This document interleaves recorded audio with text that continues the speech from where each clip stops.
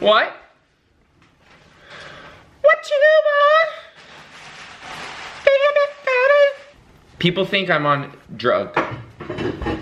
Is this normal? For you. For me. Will you go? Perfect segue. Jesse, thank you. Will you go crazy living on a Navy ship? What? Hold on. What are you doing? Welcome back to a brand new Demonetization Squad channel, US Navy, the biggest US Navy channel besides the US Navy's channel. We're on the road to surpass the US Navy's channel. Will living on a Navy ship make you a cuckoo loco la cabeza? Crazy in the head. A cuckoo burra. A cuckoo bear. Cuckoo burra. Will it make you an animal? Really? So being in the Navy, it is unlike any other branches out there.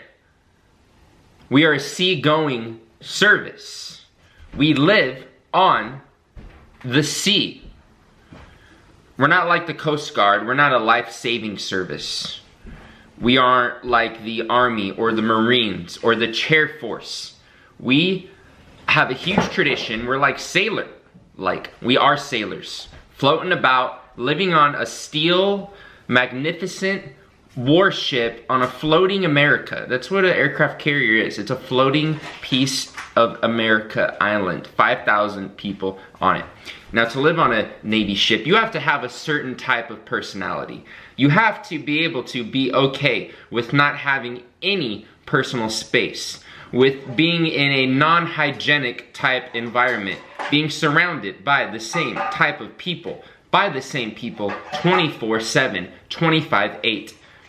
Imagine you with your worst enemy in high school or in college or in your adult life, but you cannot escape from that person. You live with that person. You see that person every single day. That is just a little example. So you can see why some people cannot hang. You have, oh my God, Jesse. Yeah. Please stop. You have to have a certain outlook when you go out onto your first Navy ship. You have to know this is not permanent. Nenenemy. This too shall pass is a great quote that I live by in any phase of your life. This too shall pass. The deployment shall pass. My wife making copious amounts of noise in the kitchen shall pass. Are you kidding me? A lot of people like to talk trash about the Navy. Oh, you guys don't get shot at. You guys aren't in danger. Have you seen a high trafficked strait? Like the Straits of Malacca? Like the Straits of Hormuz? Have you been through that? No. Have you seen the Iranian Navy pull up on you with their 50 cals as you're a sitting duck in a float coat and some boots? No. Have you ever thought about being woken up in your berthing with the whole ocean rushing into it? Don't even get me started on submarines. Those guys are freaking crazy. I can never do that. Now, I did not go crazy. I am fairly normal. I like to think. I've always been a little odd, I guess, even before the Navy. I've always been a little eccentric. Now, the reason why I succeeded, I believe, on my 9-month deployment and on my 6-month deployment, because I've always been an introvert. I've always been someone that doesn't mind being by myself. That doesn't really make any sense. I'm able to lock myself in my head. That's what I'm meaning. I'm able to lock myself in my brain and entertain myself and kind of isolate myself from all these other freaking people. You do have those people that can't adjust. I could just imagine that feeling of you being out on your first deployment, you being out on your first couple weeks out at sea, and you already are freaking out. You already can't freaking hang. And you're like, oh my gosh, it's only been 3 weeks and I'm going crazy. How am I gonna do another 8 months of this?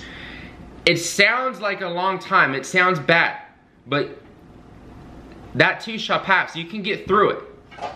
You just have to go with the right mindset. You have to know that these experiences are going to give you so much value in your civilian life, in your later adulthood. You're gonna get so much value out of going through all this stuff it is invaluable things, man.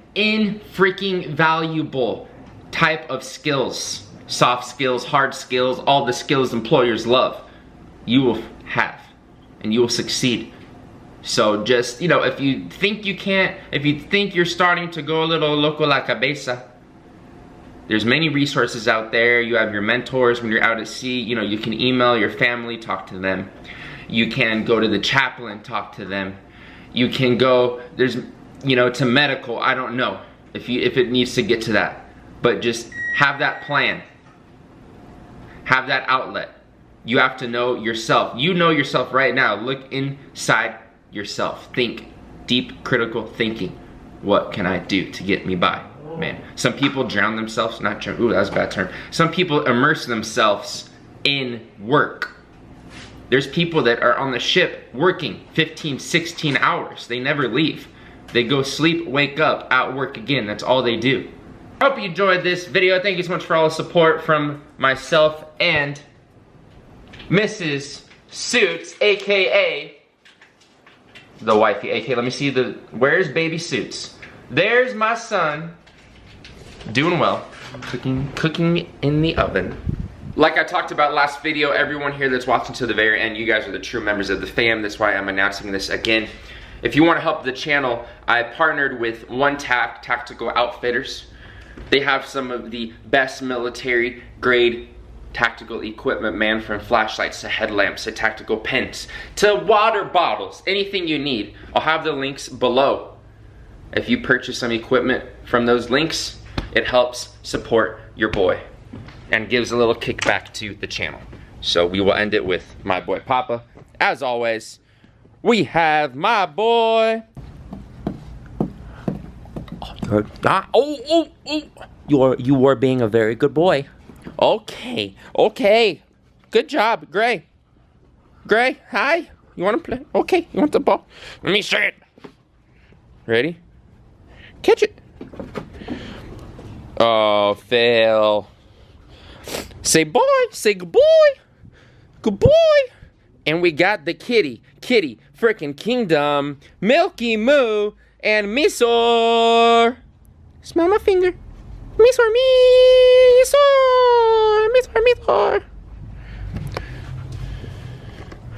Where's your belly? Oh, where's your belly, Papa? Gray, are you playing? Where's his belly? Papa, where's your belly?